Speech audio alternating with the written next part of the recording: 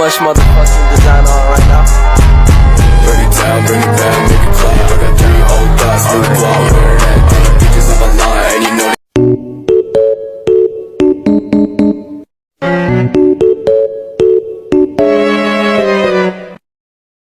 Assalamualaikum dan salam sejahtera. Hari ini saya akan membentangkan tajuk berkaitan dengan komitmen dan perdasi pekerja dalam kalangan pejabat awam. Yang pertama adalah pengenalan.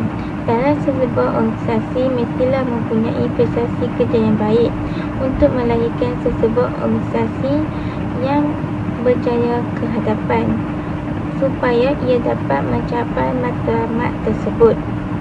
Seterusnya, prestasi kerja dapat didefinisikan sebagai keberkesanan sesuatu tingkah laku pekerja yang berkaitan dengan tugas mereka. Prestasi kerja juga boleh diukur dari segi pencapaian tugas yang pekerja lakukan semasa mereka bekerja di sebuah organisasi. Prestasi kerja merupakan satu isu yang paling penting dalam sebuah organisasi supaya dapat melahirkan satu prestasi. Untuk meningkatkan prestasi kerja dalam pejabat awam, mestilah mempunyai motivasi pekerja, komitmen pekerja dan juga latihan berkaitan dengan tugas yang telah ditetapkan dalam pejabat awam untuk membolehkan pekerja menjalankan tugas-tugas mereka dengan baik. Yang terakhir adalah prestasi kerja yang baik akan mempengaruhi kepada persekitaran yang positif, seperti apabila pekerja melakukan pekerjaan mereka akan bekerja dalam keadaan yang baik dan tidak membawa kepada perkara yang negatif yang boleh menyebabkan mempengaruhi persekitaran dalam pejabat awam. Dalam sesebuah organisasi, pembangunan sumber manusia ini penting kerana terdapat faktor yang menentukan prestasi kerja yang digunakan untuk menilai motivasi dan kepuasan kerja kaki tangan. Terdapat 2 jenis motivasi untuk kerja, iaitu dalaman dan juga luaran. Penjawat awam memainkan peranan penting untuk menyediakan perkhidmatan kepada masyarakat yang bertujuan untuk meningkatkan kesejahteraan rakyat dan menggalakkan pembangunan negara. Antara cabaran yang dihadapi oleh penjawat awam ialah integriti. Menurut portal rasmi Kerajaan Negeri Terengganu berikutan pandemik COVID-19, kerajaan memerlukan penjawat awam untuk meningkatkan prestasi kerja kerana tidak mahu rakyat dan kerajaan terjejas. Hal ini dikatakan demikian kerana dalam situasi pandemik COVID-19 ini, banyak perkara yang mengganggu dan mengancam kehidupan seharian kita. Ditambah pula dengan kehadiran jenis penyakit seperti influenza yang lagi merumitkan kehidupan seseorang. Semasa pasca pandemik ini, pemahagan terhadap kerja kurang diberi perhatian ataupun pemantauan oleh jabatan, pegawai dan seluruh kaki tangan kerana tidak dapat menyesuaikan diri dengan persekitaran baharu. Akan tetapi, mereka perlu menyusun semula jadual kehidupan dan jadual kerja supaya dapat kembali melaksanakan kerja seperti sedia kala. Selain itu, Jepun memperkenalkan Society 5.0, iaitu idea masyarakat yang berpusatkan manusia dengan kemajuan ekonomi dan sosial yang seimbang melalui kerjasama teknologi untuk menghasilkan penjawat awam yang bermotivasi tinggi untuk revolusi industri 4.0. Pembangunan modal insan menjadi tumpuan utama untuk menyediakan tenaga kerja yang mampu menangani kesukaran dan keperluan masyarakat. Mempunyai perkhidmatan awam yang berprestasi tinggi dan berintegriti dapat memenuhi keperluan syarikat yang menjadi matlamat utama kepada sesebuah organisasi. Setiap daripada kita perlu mempunyai seorang pemimpin yang bertanggungjawab untuk mengawasi organisasi. Pemimpin tersebut memainkan peranan penting dalam melengkapkan diri dengan ilmu coaching untuk membantu individu dan organisasi untuk mencapai matlamat mereka. Inisiatif pemimpin boleh membantu orang ramai menjadi lebih inovatif dan kreatif semasa bekerja. Selamat sejahtera, saya Santoria Chandrasekharan ingin menceritakan tentang metodologi kajian. Pertama sekali, Tokoh Hornby menyatakan bahawa metodologi ialah set langkah yang diambil untuk menjalankan kajian ke atas subjek yang dikaji. Oleh itu, reka bentuk kajian, sampel instrumen dan prosedur atau proses analisis data akan dibincangkan dalam bahagian ini. Menurut Dezin dan Lincoln, penyelidikan kualitatif melibatkan penggunaan pelbagai kaedah yang difokuskan. Pendekatan naturalistik adalah salah satu daripada kaedah ini. Menurut Creswell, penyelidikan kualitatif ialah proses inquiry ke arah pemahaman yang didasari oleh kaedah pengumpulan data. Penelitian kualitatif secara amnya melihat kehidupan masyarakat, tingkah laku dan aktiviti sosial. Terdapat beberapa faktor yang mempengaruhi komitmen dan prestasi kerja penjawat awam. Antaranya ialah faktor penyeliaan.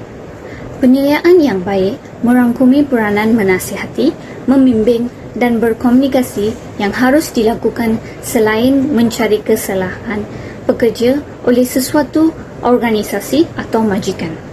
Seorang penyelia haruslah bertanggungjawab untuk membimbing, mengajar, menyokong, mendengar masalah dan menyelesaikan masalah, dan juga memberikan perhatian yang teliti kepada kaki tangan.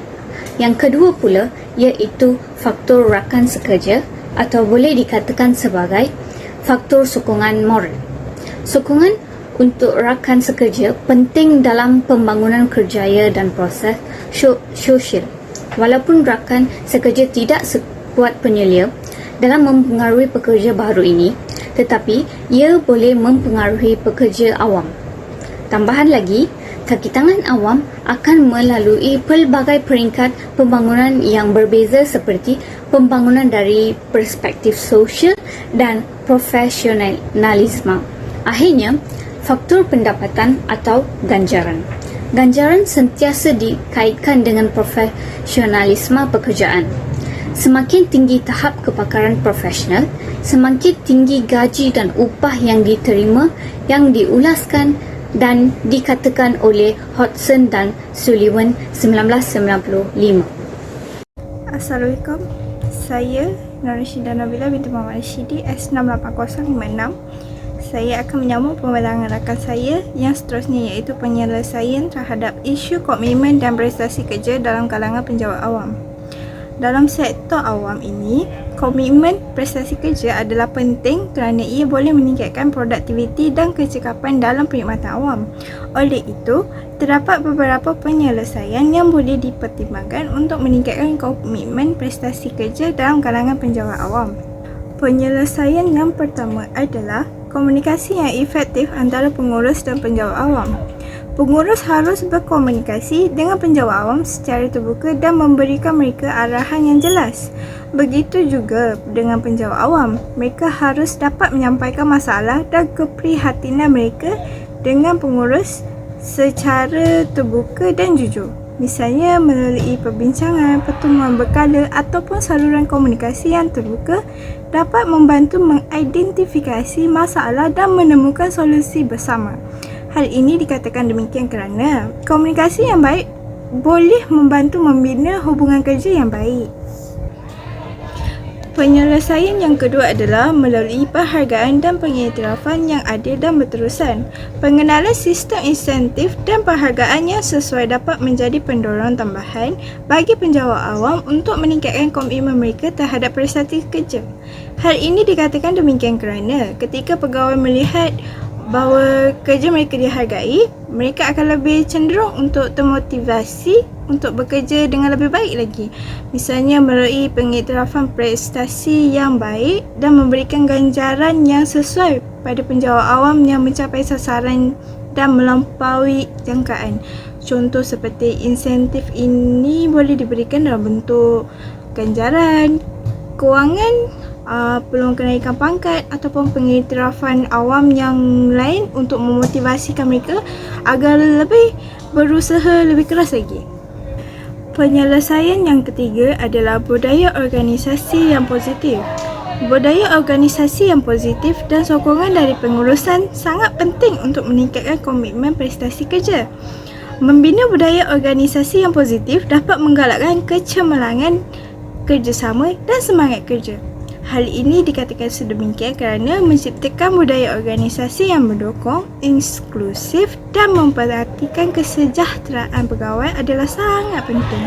Tambahan pula, budaya yang menyokong kerjasama, saling percaya dan kesedaran akan pentingnya pencapaian sasaran organisasi akan mempengaruhi komitmen dan motivasi kaki tangan. Kesimpulannya, kajian ini memberikan contoh-contoh yang boleh diguna pakai untuk melihat kesan terhadap individu dan kolektif terhadap prestasi kerja dalam kalangan penjawat awam. Secara keseluruhannya, beberapa penyelidikan menunjukkan bahawa faktor penyeliaan, faktor rakan sekerja, faktor pendapatan dan faktor minat terhadap pekerjaan amat penting dalam mempengaruhi pelbagai aspek kerja yang berkesan. Gaya kepimpinan untuk seseorang pemimpin amat penting dalam mempengaruhi prestasi individu boleh dipertingkatkan jika gabungan latar belakang yang diberikan adalah yang baik dan berkesan. Langkah-langkah yang telah dijelaskan tadi akan membantu meningkatkan tahap kecekapan seseorang penjawat awam dalam pekerjaannya serta dapat melahirkan modal-modal insan yang efektif dan efisien serta seseorang yang beramanah terhadap jawatannya.